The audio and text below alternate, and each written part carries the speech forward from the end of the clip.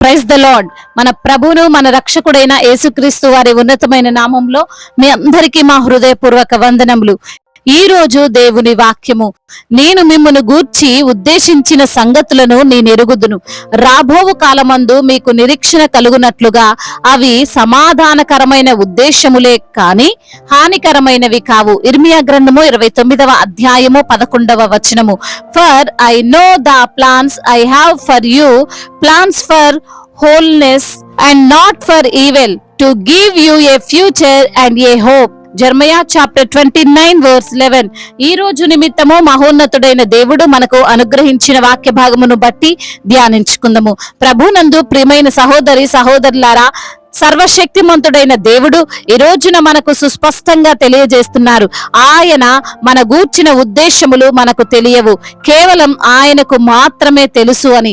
అవి మనకు తెలియవు, తెలిసినా అర్థం చేసుకోవడం కష్టం. గనుక దేవుడు అంటున్నారు, మీరు భవిష్యత్తులో ఏదో జరిగిపోతుందని, మీకేదో అయిపోతుందని మీరు అనుకోవద్దు అని. ఈ రోజున బహుశా ఇలానే ఆలోచిస్తూ భయముతో జీవిస్తున్నావేమో. ఏంటి నా జీవితంలో ఇలాంటి మలుపులు తిరుగుతున్నాయి, నేనేదో అనుకుంటే ఇంకేదో జరుగుతుంది, నాకెందుకు ఈ ఓటములు వచ్చాయి, నాకెందుకు ఈ బలహీనతలు వచ్చాయి, నాకెందుకు ఈ అప్పులయ్యాయి, నా గోల్ నేను చేరలేకపోతున్నాను అని ఇలా నీవు మదన పడుతున్నావేమో. అందుకే దేవుడు ఈ రోజు నేరుగా నీతోనే మాట్లాడుతున్నాడు.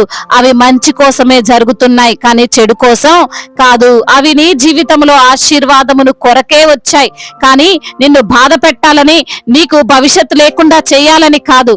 ఒక యవ్వనస్తురాలు ప్రతిరోజు లాగానే తన యొక్క జాబును ముగించుకొని ఇంటికి వెళ్ళుటకు ఒక ఆటో ఎక్కింది. అయితే ఆ ఆటో కొంత దూరం వెళ్ళాక రూట్ మార్చి వేరే మార్గంలో వెళ్ళడం మొదలు పెట్టింది. ఆ యొక్క యవ్వనస్తురాలకి భయం వేస్తుంది. రోజు వెళ్లే రూట్ కాదు కదా ఇది, మా ఇంటికి దారి కాదు కదా అని తన హృదయంలో భయపడుతూ కంగారు పడుతుంది.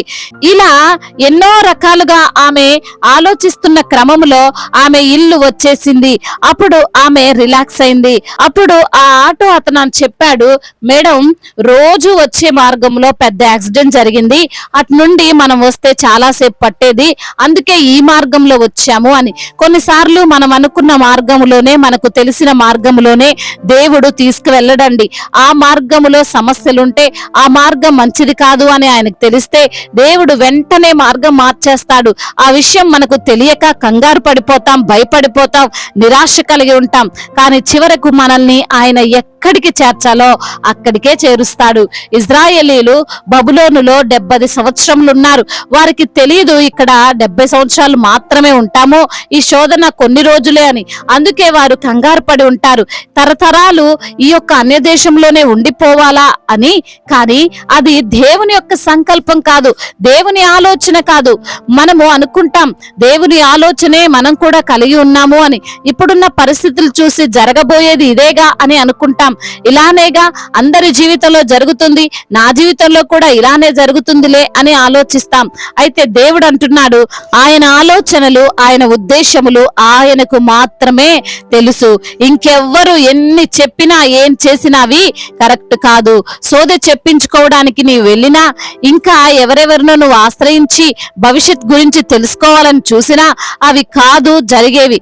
ఆయన ఉద్దేశములే జరుగుతాయి, అవి హానికరమైనవి కాదు, అవి మంచి జరిగేవి.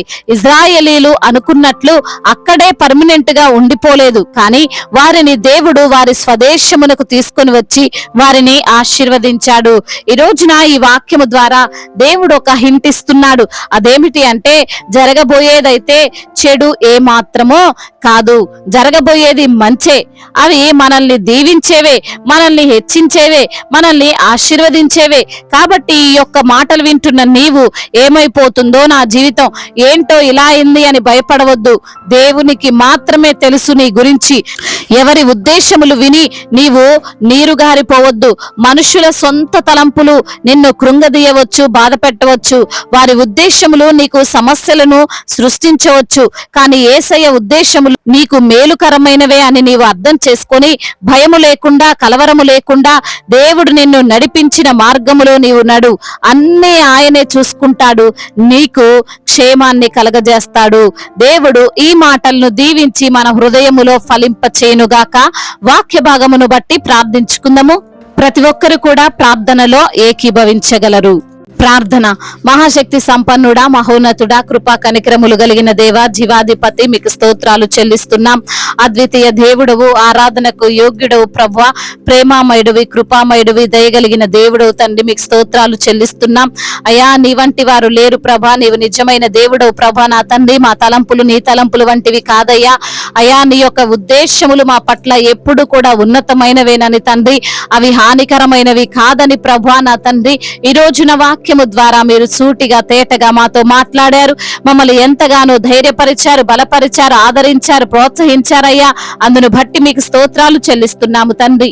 ఈ రోజున ఎందరైతే బిడ్డలు ప్రభా వాక్యమును విని ప్రార్థనలో ఏకీభవిస్తున్నారో ప్రతి బిడ్డను మీరు పేరు పేరున దీవించండి అయ్యా, ఆశీర్వదించండి, బలపరచండి. మీ కృపాహస్తము, మీ కనికరము, మీ కాపుదల ప్రతి బిడ్డ పైన ఉంచండి. అనారోగ్యముతో బాధపడుతున్న ప్రతి బిడ్డను మీరు ముట్టండి, సంపూర్ణ ఆరోగ్యాన్ని దయచేయండి. బలహీనులను బలపరిచే దేవుడు, శక్తిహీనులకు బలాభివృద్ధిని దయచేసే దేవుడు తండ్రి. అయా, మీ యొక్క కటాక్షము ప్రతి బిడ్డ పైన ఉంచమని వేడుకుంటున్నామయ్యా. అయా, మరి తండ్రి, ఎందరైతే బిడ్డలు ప్రభా కుటుంబంలో శాంతి లేక, సమాధానము లేక, నెమ్మది లేక జీవిస్తున్నారో వారికి శాంతిని, సమాధానాన్ని, నెమ్మదిని దయచేయమని వేడుకుంటున్నామయ్యా. అదే విధంగా నా ప్రభువా, ఆర్థిక సమస్యలను కొట్టివేయండి, అప్పుల భారాల నుండి బిడ్డలకు విడుదల దయచేయండి, చేస్తున్న పనుల్లో ఆశీర్వాదాన్ని దయచేయండి, వారి చేతుల కష్టార్జితాన్ని మీరు దీవించండి. అయా, వారు ఎంతోగానో ప్రయాస పడుతుండగా ప్రభువునందు ప్రయాస వ్యర్థము కానేరదంటున్నావు తండ్రి. అయా, మీ యొక్క సహాయము ప్రతి బిడ్డకు అనుగ్రహించండి నా తండ్రి. కుటుంబములో క్షేమాన్ని దయచేయండి, వారి మధ్య ఉన్న అయా అపవాది క్రియలను తండ్రి యేసునామములో లయపరచమని వేడుకుంటున్నాము తండ్రి. అదే విధంగా నా ప్రభా, ఉద్యోగము లేని బిడ్డల నిమిత్తం ప్రార్థిస్తుండగా మంచి ఉద్యోగాన్ని బిడ్డలకు మీరు అనుగ్రహించండి.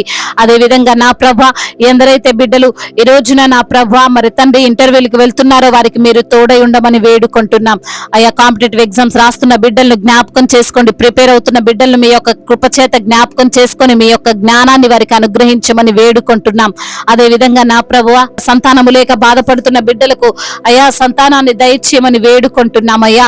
నీ సంతతి వారు ఇసుక రేణుల వలె విస్తారమగుదురని తండ్రి అబ్రహాముకి ఇచ్చిన వాగ్దానం బిడ్డల జీవితంలో కూడా నెరవేర్చమని అయ్యా వారు విశ్వసిస్తుండగా కార్యాన్ని జరిగించమని వేడుకుంటున్నామయ్యా. గర్భిణీ స్త్రీలను మీరు జ్ఞాపకం చేసుకోండి అయ్యా. తల్లి బిడ్డలకు క్షేమాన్ని దయచేయండి. ఇప్పుడే పుట్టిన చంటి బిడ్డలను కూడా జ్ఞాపకం చేసుకోండి. ఎటువంటి అనారోగ్య సమస్యలు వారికి లేకుండా అయా మీ యొక్క కటాక్షము వారిపైన చూపమని వేడుకుంటున్నాము తండ్రి.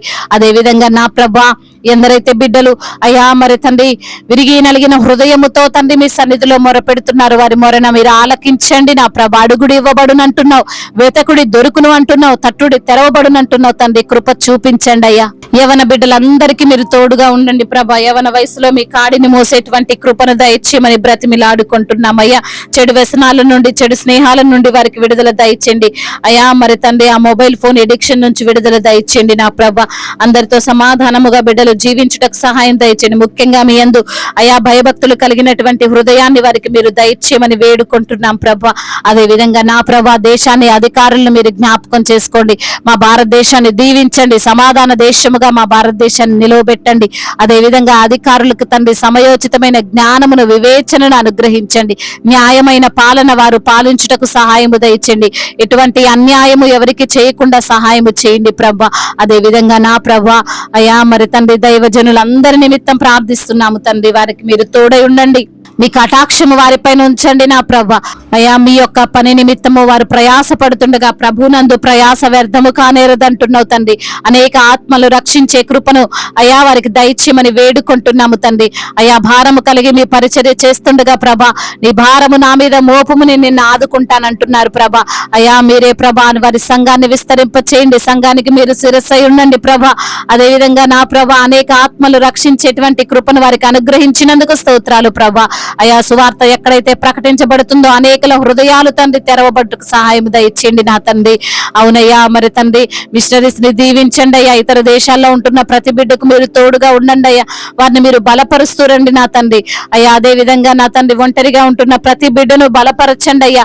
అయా ఒంటరి అయిన వాడు 1000 మంది అగును అంటున్నావు తండ్రి. అట్టి బలాన్ని ప్రతి బిడ్డకు మీరు అనుగ్రహిస్తూ రమ్మని వేడుకుంటున్నామయ్యా.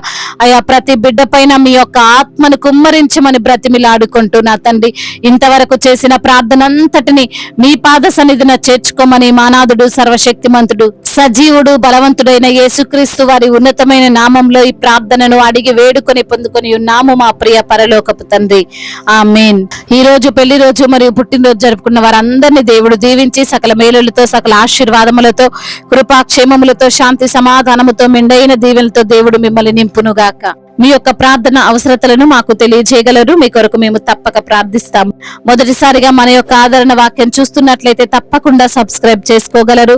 ఈ వాక్యము మీకు ఆశీర్వాదకరంగా ఉండినట్లయితే అనేకులకు కూడా ఈ వాక్యము పంపి మీరు కూడా దేవుని యొక్క రాజ్య సువార్తలో పాలిభాగస్తులు కావాలని దేవుని పేరిట మనవి చేసుకుంటున్నాను. దేవుడు మిమ్మల్ని ప్రేరేపించినట్లయితే విశ్వాసముతో సాగుతున్న ఈ పరిచర్యను ప్రోత్సహించండి.